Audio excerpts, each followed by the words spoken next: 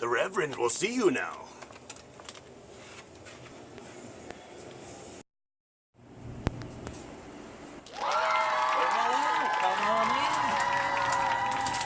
Me again, Dr. Lovejoy. I know it's been a while since we've seen each other. Taking some time off, going to Ethiopia, hanging out with a lot of the cripples and the freaks out in the streets. But today we got a very special episode. We're going to go to our mailbag. Because we haven't had an episode in almost 2 years, we're going to go ahead and go through some fan mail here for you. Today comes from James in New York City. Dear Dr. Lovejoy, I recently found out my wife is expectant. Oh, congratulations for you. The only problem is that I'm fixed. Oh. She says God put the baby in her tummy. I'm not so sure about all of this. I've noticed the milkman. Okay. I've noticed the milkman visiting her house more than ever. What advice can you give me, Love James? Well, first thing you should do is stop drinking milk unless it comes from God himself. You don't want to be drinking milk. Milk's bad for you. Satan made milk. But I can tell you right now, you should probably just go ahead, call the milk company, be like, sorry, I can't have your milk delivered because he's also delivering his seed to my wife. I don't know what's going on here. Yeah, you should definitely also divorce your wife because she ain't being honest with you. She ain't got no integrity. You know who has integrity? Donald Trump and God. God and Donald Trump have the most integrity out of anybody ever.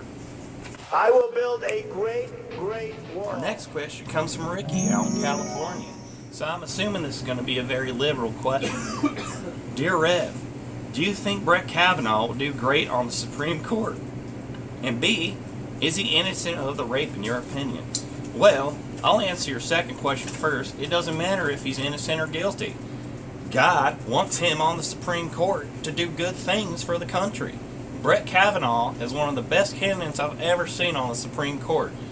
Ruth Bader Ginsburg, who? Brett Kavanaugh is the leader that God gave us. And he is going to do great on the Supreme Court. I can tell you that. Amen. As far as his innocence goes, he is innocent. And even if he wasn't, it doesn't matter. Because he's God's child. A child of God. Next question, please. This is Peter. Oh, look at this. St. Paul. Named after a saint. I'm so proud of him.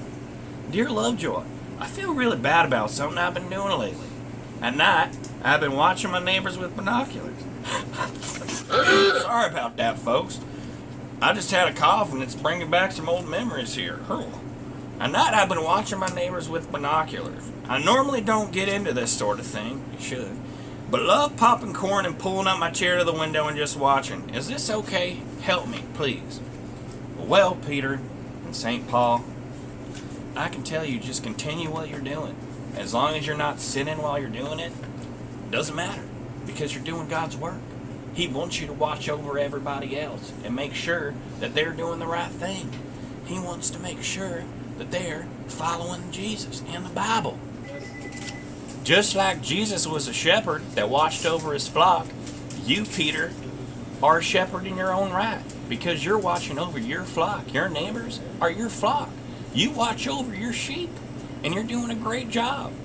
Keep doing it. In fact, if you want, I got a great trench coat site that you would love. I'll give you the link for it right now, www.trenchcoatpolice.com. You'll love it. Well, our next question comes from Alex in Arlington.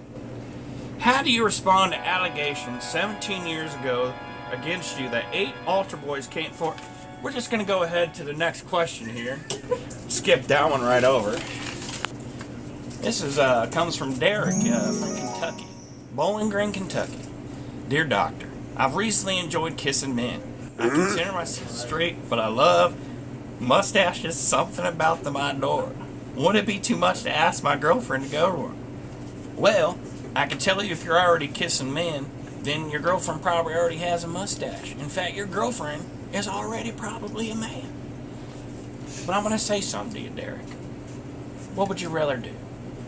Kiss a woman with the mustache or a man with the mustache?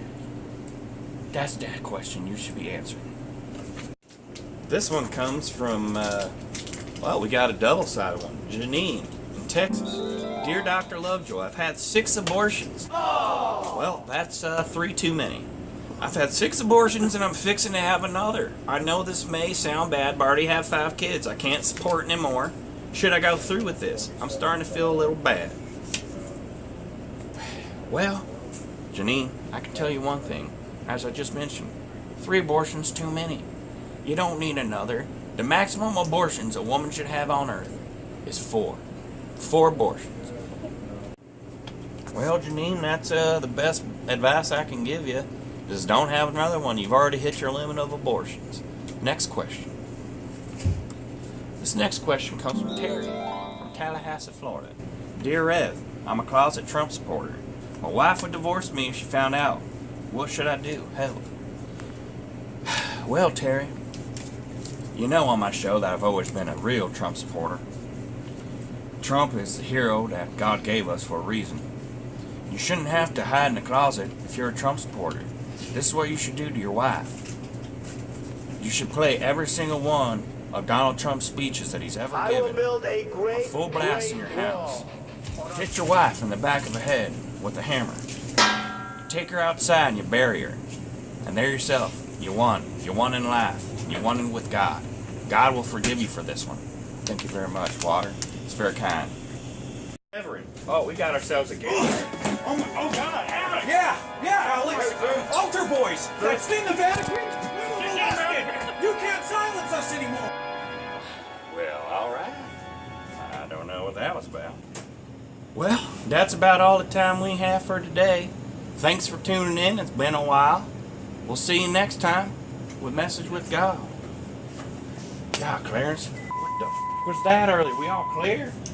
And now, a quick word from our sponsors. Christ crackers, straight from the grains of Israel. In fact, there was no fruit in the Garden of Eden. It was Christ crackers. Christ crackers, made from love, from God. Christ crackers made with ancient grains. Call today.